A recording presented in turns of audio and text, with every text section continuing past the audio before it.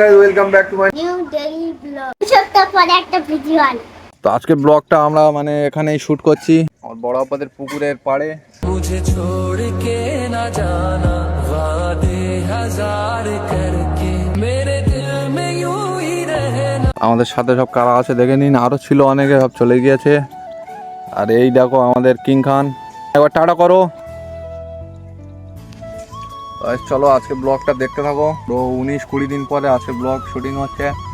Finally আমাদের খেলার মাঠের ধারে চলে এসেছি।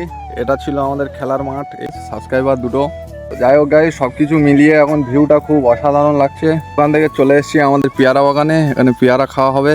আগে ওখানে দাঁড়িয়ে ভিডিও করছিলাম ওই কোনটাতে। এই গাছের পেয়ারা এত মিষ্টি গাইস কি तुम प्यार प्यार बन के आए हो मेरी जिंदगी में तुम बहार बन के।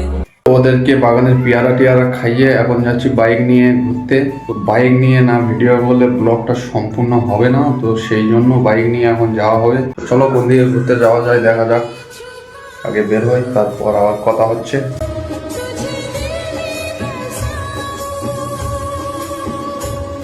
গাইস চলে এসেছি আমি আর আমার ভাইপো।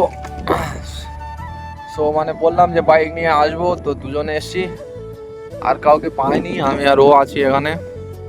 একটা সুন্দর লোকেশনে এসেছি গাইস। এই জায়গাটা হচ্ছে কি আমাদের মিলন মোড়ের পিছনে, মানে মিলন মোড়টার পিছনের দিকে, মিলন মোড়ে যেতে আর মিডিলে পড়বে ঢোলা মিলন মোড়ের মধ্যখানে। জায়গাটা খুব সুন্দর যা লাগছে আজকে। तू हकीकत है मैं सिर्फ एहसास हूँ। 80,000 का शू है गाइस। গাইস বর্ষার সময় বাইক বের করলে কি অবস্থাটা হয় দেখে নিন। আমার গাড়ি কোথায় না কোথায় কাদা উঠেছে, মানে যেখানে বসি সিটে সেখানেও উঠেছে। আজকে ভিডিওটা ছিল এতটুকুই।